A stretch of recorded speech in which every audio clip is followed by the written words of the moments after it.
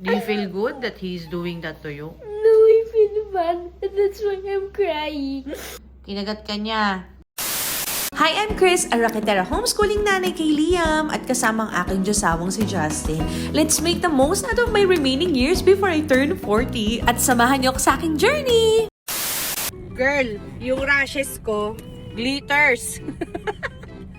Dito hindi masyadong tinatamaan ng ilaw, hindi nyo tuloy makita. Oh, anyway, I have Liam's workbook with me kasi may mga i-check ako na ginawa niya kanina. Oo. Tapos, oras kasi ng pickleball ng Mami Chris nyo ngayon. Habang gumagawa sila doon, magta-try na ako na maglagay ng mga kailangan sagutin ni Liam. Mamaya si Liam may nakita ko pwede magturo sa kanya ng taekwondo. Sobrang mura lang, 200 pesos lang. Tapos, the same vicinity kung saan ako naglalaro. So, sabi ko, ay, sige, might as well. Oo. Actually, pwede ko rin siya paturuan dito ng piano. Kaya lang medyo conflict sa schedule. Kasi, 1 oras kalahati halos yung karate ni Liam. Tapos, 1 oras naman yung piano. O by the time matapos siya, baka hindi na makalaro tong bata to. Pero iisipin ko pa. Anyway, I got this book sa book sale. Ang dami kong kwento sa inyo. Oo. Naka-independent, ano man tawag doon sa category ng homeschool namin, independent learning at chuchuchu, ganyan. Kailangan may bibigay kang portfolio. So, ang cute nito kasi, feeling ko ito na lang yung ipapasa ko kay ma'am, no? Kasi ito rin yung ginagamit namin na ginagamit na pang activities ni Liam. Kasi ito nang din yung, kung kailangan i-compile na naka-folder, di punitin ko na lang din siya. 'Di ba? At ang Liam boy, pinadala ko yung bag niya. Ewan ko kung magdodrill sila mag-ama. Si Liam may dalang yung bola ng basketball. Ito yung bag ni Liam mo, yung senior ko sa inyo nung nakaraan. Magdidrills kayo ngayon lang? Magdidrills kami. Magdidrills daw sila. Ako naman ay may mga, parang ko nag-aaral ulit, friend. Kasi yung Mandarin niya, 2 araw siyang absent. Kasi napuyat kami. Hindi siya nakaka-attend nung, alas 10 na klase. Sabi ko, abutin na lang may recording ng Zoom. So, i-review ko. Isusulat ko yung mga Chinese characters na kailangan niya reviewin. Ayun. So, that's that. Tara, samahan niyo ako. Larga na tayo. Edi ayun na nga. Hindi pa tayo makapag-pickleball, friends. Kasi naayos ko pa yung schedule ni Lia. Marami pa tayo sasagutan. Tsaka may mga i-review ang Mami Chris. English, reading, tsaka yung math. Super thank you talaga sa book sale. Kasi sa book sale ako nakakakuha ng mga ganitong books and resources. Medyo dapit hapon na, kaya andinin no. Ayan, may mga maling sagot si Liam. Subtraction. Ayusin natin yan. Sige. I-review natin siya. Hindi naman ako ma-teacher ni Liam, si Daddy Justin. Pero may mga bagay siya na kailangan i-review. Sobrang thankful ako sa community na meron kami sa aming church kasi nalaman ko may isang bata doon na nagko-compete. Ang galing-galing sa karate. Ngayon sabi ko doon sa tatay niya, pwede mong magturo to ng karate sa anak ko. And very, very affordable lang. Oo. So kung malapit kayo sa Malabon, let me know ha kung gusto niyo para medyo may kasabay si Liam. So ayan, siya ang nagtuturo kay Liam ng mga karate moves while ang mami niya ay busy sa court at naglalaro ng pickleball. Salamat pala sa mga nag-i-invite sa akin na umattend ng open play.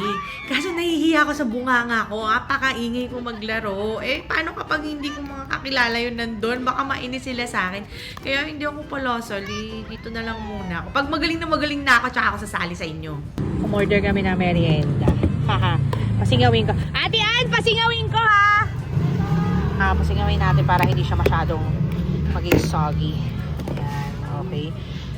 Dami niya ito. Alam niyo ba ano to? Ito ay calamares. Di ba? Kain muna tayo. Yum!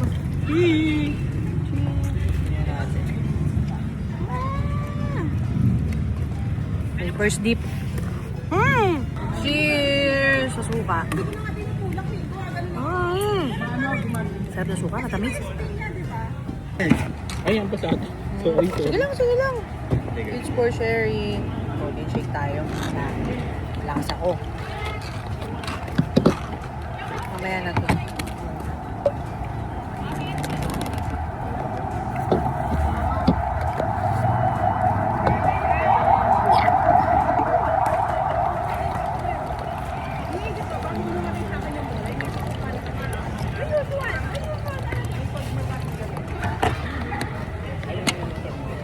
Malaman mo naman kung atras ka. Di ba rin nakatras ka, mas madaling umabol yung pala. Ganito kami kumain na may salsa. Instead of ordering take-out sa drive-thru. Kain tayo. Doon sa may Burulan, naubos ang liempo. Kaya, bistik na lang. Mamimili ako isda o bistik. Mystic. Sarap yan. Ma? Yeah. Kain sa liam. Mystic Tagalog. Subo mo muna yung broccoli. Hinata mo yung damit mo. Nakaputi ka, ha? Sarap. Sarap yung timpla nila. Gusto ko dun kasi hindi sobrang matamis. Na-invite pala ako ng Disney to attend yung premiere ng Toy Story 5. And syempre, kasama ko ang Bagets at saka si Daddy Justin. Magiging family event na tong araw na to. Hi everyone! Nandito tayo sa SM MOA. Manonood tayo ng Toy Story 5. Toy Story. May event. Tinatay ko na si Daddy Justin. Ang hirap magharap ka parking dito, makakaloka. Friend, meron ako Hong Kong Disneyland tickets kaso sa Thailand ako pupunta. Anong gagawin natin dito? Liam, do you wanna go to Hong Kong? Absolutely yes. Mabilis lang. Daddy, may tickets na tayo Hong Kong. Pili na tayo. Parang medyo mas mapapamahal pa tayo, laba. Ang init dun pag nagpunta tayo. Ano kaya amoy sa Disneyland pag summer? Girl, ang arte ko sa amoy, hindi mo kailangan maging sobrang mabango. Gusto ko nga walang amoy eh, pero kasi naalala ko lang, nung November ba yun, nung nagpunta kami sa Disneyland, sa may Moana, medyo malamig na yung November, di ba? Amoy baktol, friend, kasi pawisan yung mga tao. Can you just imagine? Anong amoy dun kapag summer? Anyway, since I mentioned already kanina na we will be flying to Thailand, sobrang excited ako kasi nagtitingin-tingin ako ng shoes dito sa Pilipinas. Sabi ni Daddy Justin, medyo mas mura ng bahagya sa Thailand. Malay mo may sale doon. Bibili na ako ng court shoes kasi yung ginagamit kong panlaro sa pickleball. Running shoes yun, friend. Buti na lang hindi siya sobrang makapal yung swelas, no? Kundi baka na-injury na ako. Pero kailangan talaga natin mag-switch talaga sa proper na sapatos. Ang laking factor pala nun. Pero ang laking gastos din. Parang minimum na mga 8 to 10,000 pesos dapat ang ilaan sa sapatos. Kaya hanggang ngayon hindi pa rin ako bumibili. Pero parang ang sarap sa paa nito, Asics na to. Gusto ko to. Ang allowance ko, 200. Na-spend ko yun sa Toy Kingdom. That's why I bought a car. Yung kotse na bili ko, Ironol Tour. Ayaw mo na ng Tomika? Ayaw, it's boring item selections na yan. Mas gusto ko Burago. Burago? Si Burago ba saan siya gawa? It's made from China, but it originated in Italy. Oh, sobrang daming tao sa MOA, hindi kinaya ng powers ko at saka walang signal yung internet. Pero within the lang to, MOA vicinity, dito lang tayo kakain ng dinner for tonight. Sobrang paborito ko yung hot pot nila dito. Kasi para sa presyo niya at saka sa lasa, swak na. Parang okay naman siya. Kung ano yung natipid ko kanina sa drive-thru, dito natin i-splurge. Siguro kung magastos kami ng mga 2,000 to 2,500 pag kumakain kami dito sa hotpot na to. Pwede na rin, not bad. Tapos unlimited yan, friends. Mahirap maghanap ng unlimited na masarap yung meat, no? Kadalasan, ang napapansin ko, kapag mga buffet, tas unlimited, ganyan, hindi masyado maganda yung quality. Pero dito na-enjoy ko siya. Nagre-request si Liam, chilies daw. Kapag sa chilies kami kumakain, parang minimum 3,500, 3,800 yung orders namin. Medyo we're very intentional sa mga spending habits natin ngayon kasi parang sa sahod ako, August pa. Hindi ko alam kailan yung mapapanood tong vlog na to pero ganun talaga kapag freelancer ka. May mga projects na tapos mo na pasa mo na yung mga deliverables mo, yung projects mo, okay na, approve na, ganyan. Pero mga 30 to 90 days, at hindi lang basta-basta days yun business days yun, friend. So minsan, it will take 3 months, it will take, minsan nga, naalala ko may isang naging client, 9 months bago nagbayad, nakakaloka. Kaya sobrang importante talaga, lalo na kung freelancer kakagaya ko na may emergency fund. Alam nyo, dati talaga yung emergency nabulol na siya. Yung emergency fund namin, good for 2 years. Pero dahil nga sa mga nangyayaring kaguluhan, di ba? Yung emergency fund namin, parang pang less than a year na lang siya. Kaya dapat, intentional tayo sa mga bagay na ginagawa natin. Pero at the same time, ayoko rin naman na sobrang pigil na pigil tayo na wala na tayo may experience sa buhay. Ganun. Siyempre, bakit ba tayo nagtatrabaho? Para Bakit ba ako nagpapakalipin sa salapi? Para Para ma-enjoy natin yung magandang quality of life. And speaking of quality, masarap yung meat nila dito. Nakakatawa kasi ito lang yung mga only time na si Liam kumakain ng chunks Tsaka, makakonsider ko ba na chunks to? O, kasi si Liam, ayaw niya ng malalaking tipak ng karne. Pero kapag ganito na hot pot, ang dami niyang kumain ng karne. Mas magulay kasi talaga ang gustong diet ni Liam. Pero hindi naman pwede yun kasi growing baby boy siya. Hindi na pala siya baby boy. Ano na ba siya? Sa mata ko kasi, baby pa rin yung anak ko. Growing child yan. O, ayan na, growing child ha. Oo, na maraming sports. So, kailangan niya ng kailangan niya ng Shopee. Hindi, kailangan niya ng maraming protein. Pasensya na, hindi ko na mute. Nag-voice over ako. Ayun, kailangan niya ng maraming protein para mag-build ang kanyang muscles. The only one I remember, he did this, and also he said, "Shut up." So, nilamukos niya yung bibig mo. Ginanon niya. No, so I think he did this, mommy. May squeeze. Yung-squish niya. Na konti squish. Masakit? Konti. How did you feel nung ginanon niya yung bibig mo? Angry and sad. Yeah, angry and sad. Did you cry? No, I didn't cry.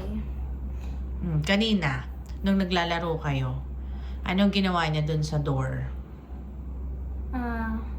Kinuwento mo sa akin kanina. Ano yung ginawa niya sa'yo kanina nung naglalaro kayo? He does not let me to go in the air condition room. When he finally did, I just called the air condition room. So, hinarangan niya yung pinto. Hindi niya pinapapasok. Yes. Ano itsura ng mukha niya nung hindi ka niya pinapapasok? Was he laughing at you? He did this. And this. Did he call you names? No, he didn't call me names. He only did that. How did you react nung ginanon ka niya? Sad and angry. Did you cry? Yeah. For how long? I think for 10 seconds, mommy. What made you stop crying? Na napasukan na ako. Okay. Tapos, nung pauwi ka na, di ba, I was calling you kasi uwi na tayo. Anong ginawa niya? Nabait ako. Kinagat ka niya? Yes. Can you stand up? Saan ka niya kinagat? Sinampahan ka ba niya? Like, dinambahan ka niya sa likod? Or ginrab ka niyang ganon? Can you say it in English, mommy? Sorry. Did he sort of like attack you? He only did the biting. Did he pull your arm like that and beat you? No, he only did nagtanggel kami at saka nabait ako. What do you mean nagtanggel? Like nag-wrestling kayo? Ganon? Hindi, parang nakadikit kami. Anong ginawa niya? Talikod ka na. Kinagat ka niya. Bakit may mga lines to? Saan galing yung lines? The lines, that's mommy, I think that's pretty unknown. I don't know what happened to it, but I think it's the biting incident. Okay, did you cry after he beat you? I know. What was your first reaction? Ano naisip mo nung kinagat ka niya? Anong gagawin mo? Just say na salbahe ka. Tapos, what else? Andiyan na daddy mo. Tapos, Ba't ka umiyak? mommy, even kasi if I'm not in trouble, I think, mommy, I think I have no explanation to the question. Ba't mo kailangan umiyak? You feel bad? Yeah, I feel bad. For who? Even he's a bull. Really. What about yourself? Do you feel good that he's doing that to you? No, I feel bad. That's why I'm crying. Loser ka naman eh.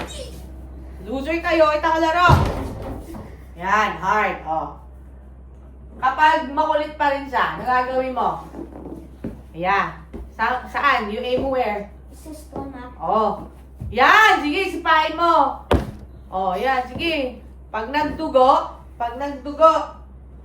matatakot ka? No. Sinong bahala sa'yo pag nagdugo? Ikaw. Ako bahala. Do you understand? Yes. Gaganti tayo, ha? Hindi pwedeng ganyan. We fight back. Do you understand? Yes. Medyo kalmado na si Mami Chris. Kwentuhan tayo tungkol sa sitwasyon na to, no? Oh my gosh, I never thought na homeschool na, ha? May bully pa. Nakakaloka. Okay. I try my best. Madalas ko itong kinakwento sa inyo. Pinipili ko talaga yung mga batang nakapalibot sa anak ko. Kasi laking potential na yan yung maging barkada niya, yun yung maging kaibigan niya. And my group of friends si Liam, na I'm trying my best na kaibiganin din. Para kahit pa paano alam niya na, oh, yung mami ni Liam is watching. Oh, para medyo may konting sindak. At saka at the same time, may konting respeto na, kaibigan ko din yung mama ni Liam. Ewan ko kung naiintindihan ng mga bata yun na ganyang edad, no? Mga 7 to 9 years old, di ba? Anyway, bigyan natin ng context tong batang nangagat kay Liam. Out of all of his friends, medyo itong batang to kasi ang may sad background. So, he came from a broken family. Hindi ko alam kung nagpo-project ba siya kay Liam. Hindi ko alam kung naglalabas siya ng mga feelings na hindi niya na ilalabas sa bahay. Hindi ko alam kung anong pumasok sa kokote niya, ba't niya ginagawa yun. And for the longest time, may mga bagay siya na ginagawa kay Liam na hindi na pala okay doon sa anak ko. Na naikwento niya lang nung talagang nag-interrogation kami. Hindi ko alam kung tama yung pagtatanong ko kay Liam, ha. Pero tinatry ko kasing kalmahan lang, girl. Alam yung palaban ako, my gosh. Eto bang struggle ko dyan. Yung nanay ng batang yun, napakabait. Napakamaldita ko, di ba? Masama ugali ko. Napakamaldita ko. Nasabi ko, andali sana nitong sitwasyon na to. Kung yung batang nangagat, tapos yung nanay niya, sira ulo din, di ba? Parang, hay! Yung anak mo! Huwag kang mag-anak mo! Di mo kaya! Di ba? Ang daling ko manon. Kasi sabi ko, my gosh, ang gagawin ko. Nung araw na nakagat si Liam, nilapit ko kagad dun sa nanay. Sabi ko, uy, kapatid, yung anak mo kinagat yung anak ko. Di very, very apologetic yung nanay. Kasi hindi niya naisip na kaya rin siguro gawin ng anak na yun. Tapos talagang pinagalitan niya yung anak niya sa harapan ko. Sa harapan namin. Sinasabi niya nga kay Liam, o sige Liam, kagatin mo rin siya dito, ganyan, para makaganti ka. Ako sinasabi ko, sige, wag na. Tinatry kong i-compose yung sarili ko. Oh my gosh, kasi hindi ko pa tinuturing na enemy silang mag-ina. Kasi mabait nga yung nanay niya. At saka out of Liam's friends, medyo mas may pagka-special treatment ako dito sa bata na to kasi alam mo yun, knowing his background, tapos yung tipong pag nauhaw, kukuha ko ng tubig, pag meron akong dalang snacks, generous ako mamigay sa kanya. Little did I know, minsan tinatakam niya pala si Liam. My gosh, minsan may mga snacks siya na ang damot niya kay Liam. Tapos pag sa akin, iinis ako dito sa batang to. Anyway, syempre, ako yung adult. So, kailangan ako yung mas nakakaunawa. Diba? Yung mga maliliit na bagay na gano'n, okay na sana mapapalapas ko. Pero yung pag nananakit kasi, diba? Diba? Ba't nananakit? Hindi ko ka pinapalo Tapos kinagat mo pa. Ito ginawa namin ni Liam. Alam niyo yung palabas na may bugel? Anong hayon? Anong palabas yun? Tingnan yun, nasa Netflix. O basta, yung palabas na yun, yung may bugel. Na-explain ko sa kanya. Sabi ko, diba, napanood natin yung movie na yun. Si Bugel ba, mabait ba siya nung una? Sabi ko kay Liam, oo. Pero at the end, anong nangyari kay Bugel? Siya pala yung firewolf. Tapos sinunog niya yung forest. Sabi ko, mabait ba siya nung bandang huli? Hindi. So, kung tatanungin kita, was he a true friend from the very beginning? Sabi ni Liam, hindi po. Ngayon, I want you to look at that kid na siya si Bugel. Okay? So, hindi mo siya friend. Kasi friends don't do that. Friends don't hurt each other. Okay? Yung totoong kaibigan, hindi ka ina-outcast. Yung totoong kaibigan, hindi lang laging yung rules niya ang nasusunod pag maglalaro. Yung totoong kaibigan, hindi nila alam mo ko siya mukha nga mo. Sige yung grabe, doon pa ako naiinis. Ako nga, ginaganon ko yung bibig niya, tapos sisigawan. Bungangera lang ako dito pero hindi namin ginagamit yung mga statement na, you shut up! We don't do that here. Maybe tumataas ang boses ko, pero everybody is allowed to express their feelings dito sa bahay na to. Hindi namin sinasabi yung mga bagay na yon, no? Kaya, oh my gosh. So, ano solusyon natin? Ang Liam, sobrang heartbroken kasi hindi niya na nga, sinabi ko na sa kanya, hindi mo pwede maging friend yan. No. He's on the naughty list. Wala na siya sa mga list na pwedeng makipag-interact sa'yo. So, he's very heartbroken kasi sabi niya, but he's still my friend. Kaya in-explain ko sa'yo, may ganun bang friend? Sige nga, ilista natin lahat ng friends mo. Lista namin. Sabi ko, sige ganito, ginagawa niya ba yan? Sige ganito, kinakagat ka ba? Yung mga ginawa nitong X na bata, kaya tanong ko kung ginagawa ng mga nasa good list, sabi ni Liam, hindi. Tapos ikumpara mo, kung if you let go of this one person, ilan pa matitirang friends mo, marami pa. So doon medyo na isip-isip ni Liam na, okay. Pero, dumating din yung mga times na after that incident, nagkakaroon sila ng interaction. Pinapahiwalay ko na para wala na sila masyadong chance na alam mo yun, di ba? Na magkaroon ng, ayoko na siya muna makipaglaro doon. Kaso, itong batang to, talagang minsan tinatakam niya si Liam ko hindi sa pagkain, sa habulan, yung mga ganyan. Sabi ko kay Liam, huwag na, let's go. Baka may magtanong, ano nang ginawa ni Daddy Justin? Ba't ikaw Mami Chris? Si Daddy Justin yung kinausap na yung bata na yun. And, ayun, tingnan natin kung mag-work. Kasi kapag kahanap kami ng bata, very respectful siya. Opo, hindi po. Ganun. Ganun siya. Tapos, pag wala na kami, tapos sila na lang naglalaro. Okay. Anyway, let's cook a good meal para isa to si Royal Creamy Pesto sa mga paboritong binibili namin sa grocery kasi si Liam mahilig sa pasta. Ito yung laman niya. Meron na siyang kasamang pasta, pesto sauce, mushroom, pasta cream. Pero mapapansin nyo, mami, daming ingredients. Kasi, dadamihan natin. Ang kakain kasi ay 5 tao. So, i-extend natin siya. Etong mushroom na to, matagal na to sa ref. Oo, luma na to. Ready na siya to disintegrate. Kaya gamitin na natin siya. Meron din akong pasta sauce na hindi ko alam kung inaamag na. Pero sige, gamitin natin kung hindi pa naman. Okay, let's cook! Ang ating meat of choice ay mga random na karne sa ref kasi mag-aano na ako ulit. Mag-grocery ako ng mga meat. Sama ko kayo ha para makita nyo ano yung mga binibili ko naman ito. Anyway, gamitin natin itong mga ito as our source of protein. Fusilli daw ang masarap na pasta variant dito sa ating creamy pesto. So, dinagdagan ko na lang kumuha ko sa baba. Nilagay ko na pala sila. Madalas, hindi na ako naglalagay ng mantika. Hindi naman ata totoo yun na maghihiwa-hiwalay sila. Oo. Basta medyo you stir it like a couple of times during bumubula siya. Pero meron tong asin. Mapainit ko na to ha. Para maging non-stick siya.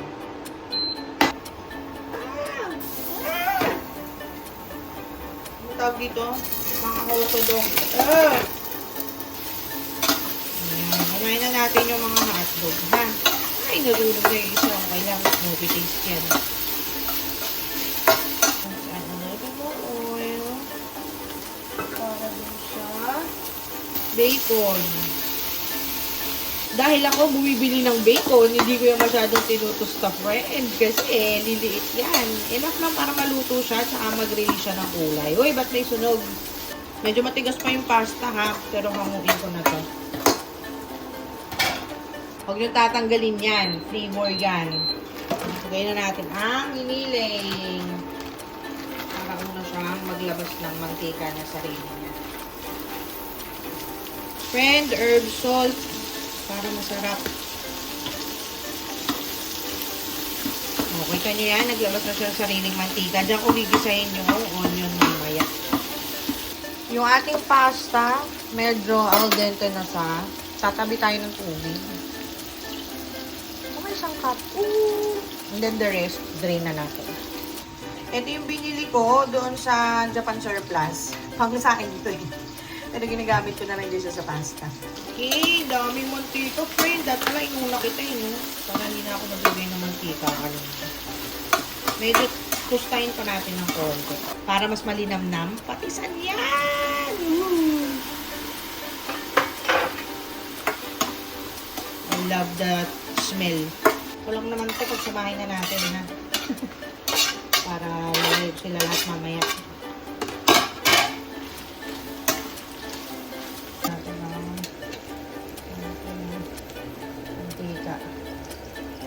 Okay, that same mantika. Gagamitin natin para sa... Ano yun? Yeah!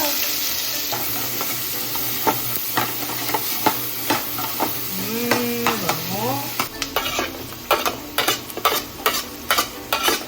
Mushrooms. Sama na sila dyan. KFC. Button mushroom from the kit.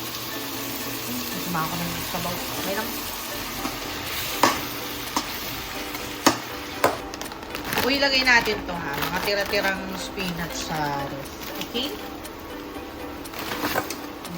Para mas masarap, meron ako magic sarap na mushroom flavor. At saka pork cubes. Kasi pork yung ginamit natin majority nung ano. Yun.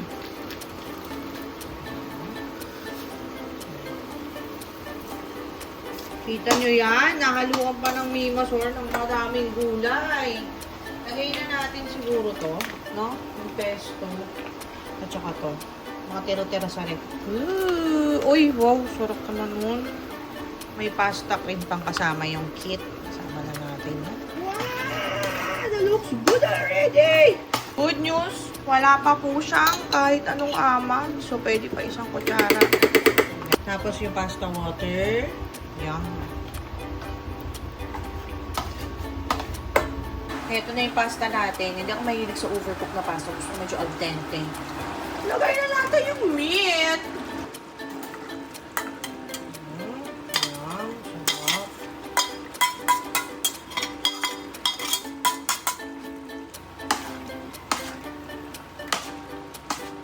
Kulang. Lagyan natin ng carbonara, ha? Para medyo mas dumami ang sauce. Okay. Sarap naman ito. Parang birthday ko. Ooh! That looks good. I'm so proud of this pasta. Finally, pwede ako kumain ng pesto. I feel better na. Sure? Yes! Let's eat!